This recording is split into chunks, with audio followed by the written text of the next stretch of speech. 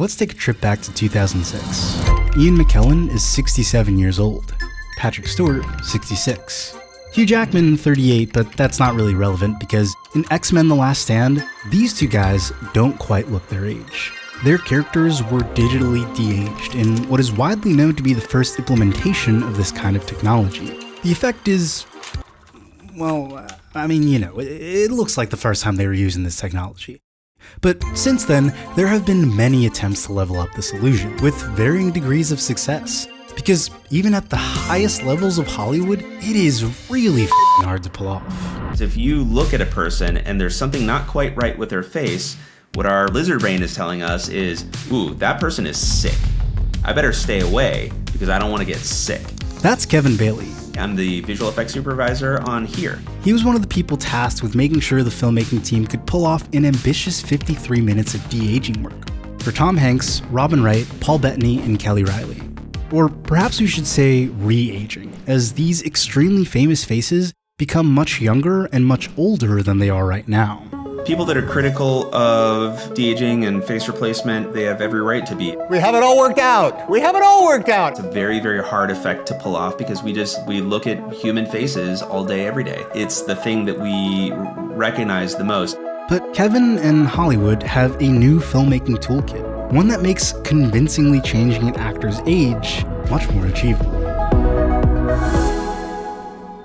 De-aging actors is a painstaking process. Oftentimes we'll 3D scan an actor and build a full three-dimensional version of their head in the computer. Then from there, you have to build every muscle and how the skin moves when each muscle is activated, and how the blood flows in and out of the skin as it moves, and where the peach fuzz lies. You're trying to recreate reality from the inside out in that approach, and it can yield really impressive results. The problem is, it is so labor intensive. It's like giving birth. And since all this meticulous face swapping takes place after filming is wrapped, there's a huge amount of subjectivity and kind of filtering in between what the actor does and what ends up on the screen. Which is one of the reasons they felt that a face swap in post wasn't going to cut it for here. It was clear that the traditional means of de-aging was never going to work at the quantity that we had to address, and certainly not at the quality consistently throughout the production that we needed. And it wasn't until we saw the results of the very first test by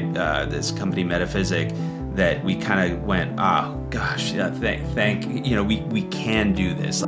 Metaphysic enabled Elvis to perform on America's Got Talent and also made the backup singers look exactly like the judges. It's kind of freaky. They helped Eminem dance with his younger self and brought Ian home back from the dead. They're an AI company that's been making waves in Hollywood during a time where there's still some uncertainty and discomfort over the technology. They use sophisticated machine learning to generate faces, but maybe it's better to let Kevin explain. We want Tom to be 20 and then 25 and then 30 and then 35. So we kind of create these groupings of images that we can feed the AI with and teach it.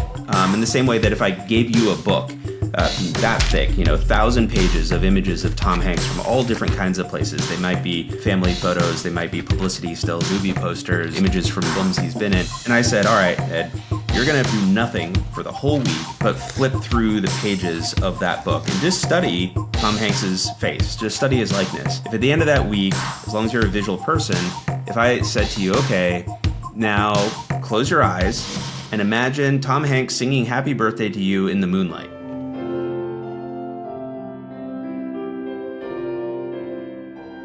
Even though none of those images had shown that, you would still be able to do that very clearly in your head.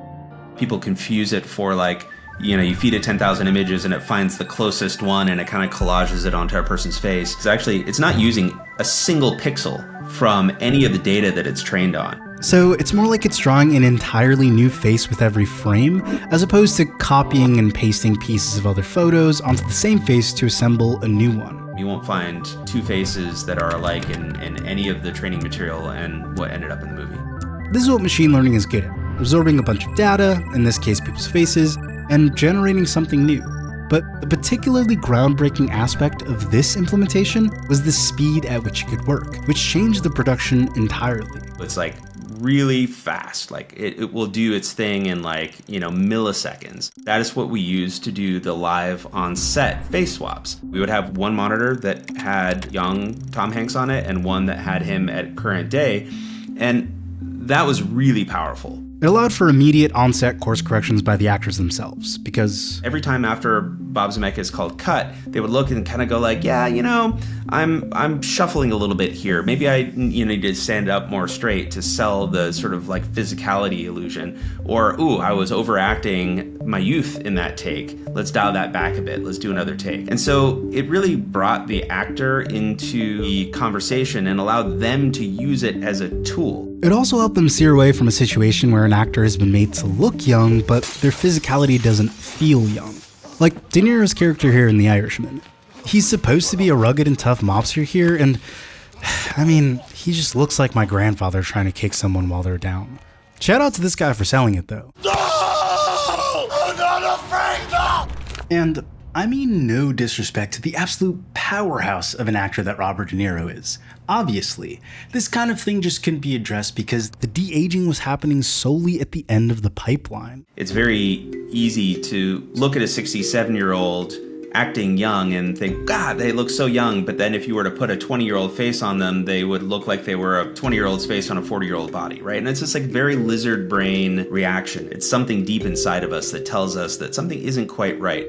If you look closely, you can see that the real-time de-aging works on the face, but it leaves the ears and the neck untouched. That didn't really matter, because the other benefits of the real-time feed was that the editors could use the half-baked footage to assemble early drafts of the film. So it was incredible walking away from set with like every shot that was going to be a face swap shot. There was already a very rudimentary version, but pretty convincing version of it already done. It was just a little soft. And then in post-production, we used very similar AI tools, but much, much higher fidelity. So instead of doing, a face swap in 10 milliseconds, it'll take a few minutes. But that way we can get like the real film quality, high fidelity results out of it. When it comes to making people older, I had to ask Kevin about this scene because I found it so moving. And the performances are so good, especially Paul Bettany.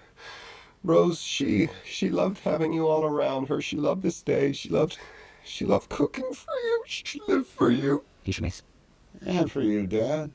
I was like, oh my God, I really felt it. And I imagine that's one of the scenes where you guys had to age him up a little bit. That scene actually was almost purely prosthetics and makeup. But with other scenes in the film, they were able to marry the physical prosthetics and digital makeup to create something that wouldn't have been possible with either alone. Robin has never been old before, so we couldn't train these models on family photos of her at 85. But what we could do is we could use other AI-driven tools and workflows to feed images of her from set and say, hey, give me a version of this with better skin translucency.